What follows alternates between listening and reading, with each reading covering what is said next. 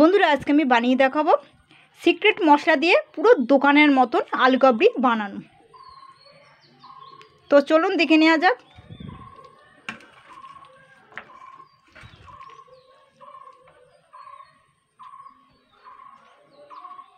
তো বন্ধুরা যে সিক্রেট মশলাটা বানাবো তো তার জন্য দেখুন আমি এখানে 2 চামচ ধনিয়া নিয়েছি, আস্ত ধনে, ঠিক আছে। 1 চামচ কিন্তু আস্ত জিরে নিয়েছি, আর বেশ কয়েকটা কিন্তু শুকনো লঙ্কা নিয়েছি। আর এক্ষেত্রে কিন্তু ওই ধনেটা কিন্তু একটু বেশি নিতে হবে জিরের থেকে। জিরে 1 চামচ, ধনিয়া কিন্তু 2 চামচ নিয়েছি। আর ঝালটা কিন্তু পরিমাণ মতন নেবেন, তবে আস্ত শুকনো লঙ্কা দেবেন। এখানে কিন্তু 1 টুকরো দারচিনি নিয়েছি, আর 1 চামচ মৌরি নিয়েছি। মৌরিটা পরে দেবো, মৌরি আর দারচিনিটা।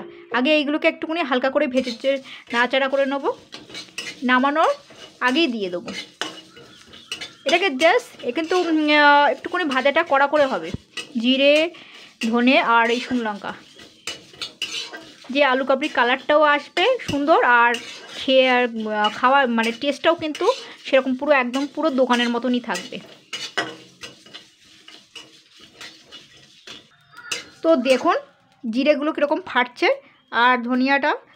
তো এবারে কিন্তু আমি সঙ্গে সঙ্গে কিন্তু গ্যাসটা বন্ধ করে দেবো। আমি কিন্তু আর মশলাটা পুড়বো না, আর এটা কিন্তু অনবরত নাড়াতে হবে, নাহলে কিন্তু একদম পুড়ে যাবে। কিন্তু পুড়ে গেলে কিন্তু পোড়া গন্ধ বেরিয়ে যাবে। এটা কিন্তু হেভি সুন্দর গন্ধ বেরিয়েছে। এবার কিন্তু আমি গ্যাসটা বন্ধ করে দেবো। এবারে কিন্তু আমি গ্যাসটা কিন্তু পুরোপুরি বন্ধ করে দিয়েছি। আর এই যে কড়াইটা দেখছি এটা কিন্তু ভীষণ গরম কিন্তু। তো এক্ষেত্রে কিন্তু আমি মৌরিটা দেবো, আমি তার আগে কিন্তু দেবো না। মৌরি পুড়ে গেলে কিন্তু ভালো লাগবে না। ব্যাস এই গরম তাপে মৌরিটা হালকা ভাজা হয়ে যাবে, কিন্তু এই মৌরি বেশি পোড়ানো যাবে না কিন্তু।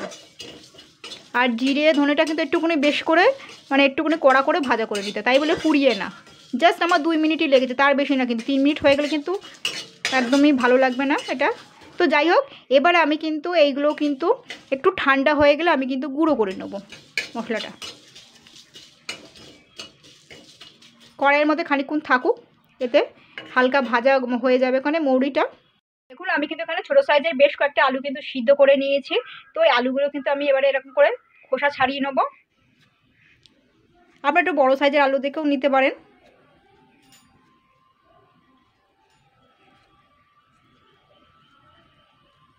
ঠিক এরকম করে ছাড়িয়ে নেব খোসাগুলো।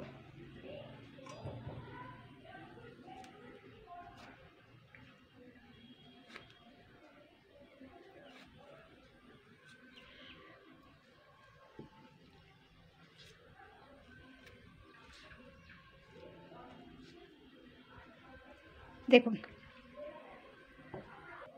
তো দেখুন আমি কিন্তু আলুর খোসাগুলো ছাড়িয়ে নিয়েছি, আর এরকম একটা থালায় তুলে নিয়েছি। এবার আমি কিন্তু আলুগুলোকে কিন্তু কেটে নেবো। তো আলুগুলো কাটার সিস্টেম দেখুন, এখানে আমি একটা ছুরি নিয়েছি, ছুরিটার সাহায্যে এরকম 4 টুকরো কেটে করে নেবো, ঠিক আছে। তো এবার আমি দেখুন এখানে আমি একেবারে ডেচকিটা নিয়ে নিয়েছি। তো এবার আমি এখান থেকে এইভাবে কেটে নিতে হবে।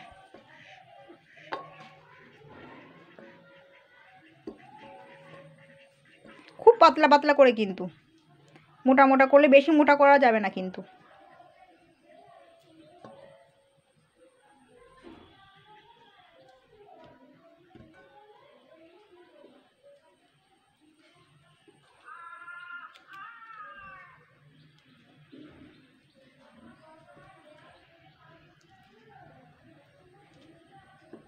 এইভাবে কিন্তু আমি আলুগুলো কেটে নিচ্ছি, একটু দেখলে বুঝতে পারবেন। 4 টুকরো করে তারপরে কিন্তু এরকম সুন্দর করে পিস পিস করে কেটে নিতে হবে।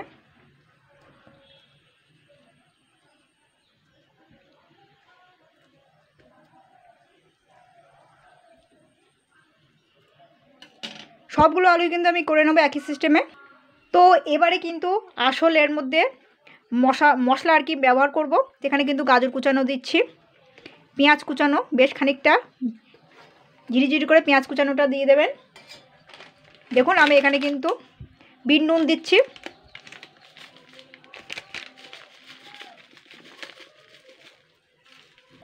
তো এইবারে কিন্তু আমি এখানে দিচ্ছি সেদ্ধ করে রাখা নুন দিয়ে আমি সিদ্ধ করে নিচ্ছি বুটটা। অবশ্যই এইভাবে করে নেবেন। আর এখানে কিন্তু আমি দেখুন ভেজানো ছোলা ব্যবহার করছি, আর ভেজানো ছোলাটা অবশ্যই ব্যবহার করবেন। সেদ্ধ ছোলা থেকে ভেজানো ছোলাটা ব্যবহার করবেন, আর সেদ্ধ বুট দেবেন। তো এইগুলো আমি কিন্তু নিয়ে নিচ্ছি।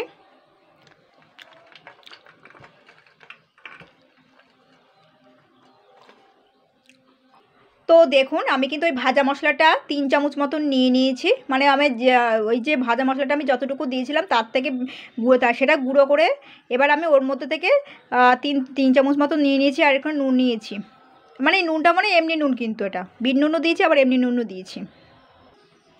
তো এবার আমি এটাকে সাইড করে নিচ্ছি। তো এখানে কিন্তু আমি হাফ কাপ পরিমাণ জল নিয়েছি। এবার আমি এখান থেকে দেখুন কালো তেঁতুল নিয়েছি, কালো তেঁতুল কিন্তু অবশ্যই লাগবে, লেবুর থেকে কালো তেঁতুলটাই নেবেন, ঠিক আছে। তো এবার আমি এটাকে চটকে চটকে একটা পাল্প বার করে নেবো, টকটা আর বার করে নিতে হবে, জলটা টক জলটা আর কি বার করতে হবে।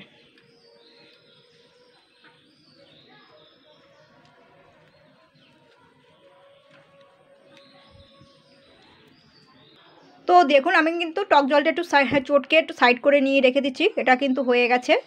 তো এবারে এর মধ্যে কিন্তু আমি এখানে দেখুন আমচুর পাউডার দিচ্ছি,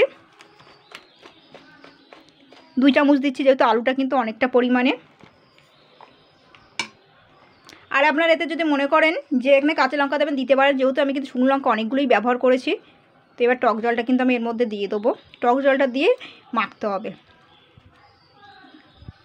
খুব ঘন কিন্তু টক জলটা, টকটা কিন্তু আপনাদের উপরে নির্ভর করবে।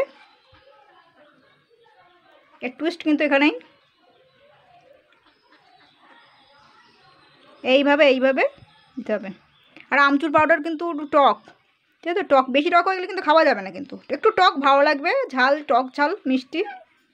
তো আমি কিন্তু যা দেওয়া দিয়ে দিচ্ছি মশলা। তো এইবারে কিন্তু আমি এটা দিয়ে মেখে নেবো। তো এটা কিন্তু একটু ছোটো হয়ে গেছে, তো আমার একটা পাত্র নিতে হবে বড়, ঠিক আছে।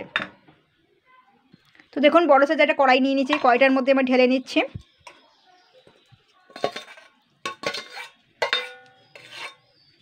কড়াইটার মধ্যে আগে মেখে নেবো ভালো করে,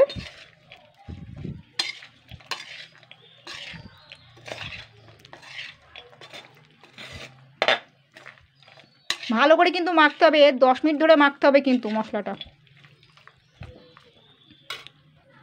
তো দেখুন আমি কিন্তু 10 মিনিট ধরেই মেখে নিয়েছি। তো মেখে নেওয়ার পরে 10 মিনিট ধরে মেখে নেওয়ার পরে এটা কিন্তু মজে যাবে। তো রেস্টে রাখার দরকার নেই, কারণ সঙ্গে সঙ্গে পরিবেশন করতে পারবেন, মানে 10 মিনিট ধরে মেখে তারপরে কিন্তু সঙ্গে সঙ্গে পরিবেশন করতে পারবেন।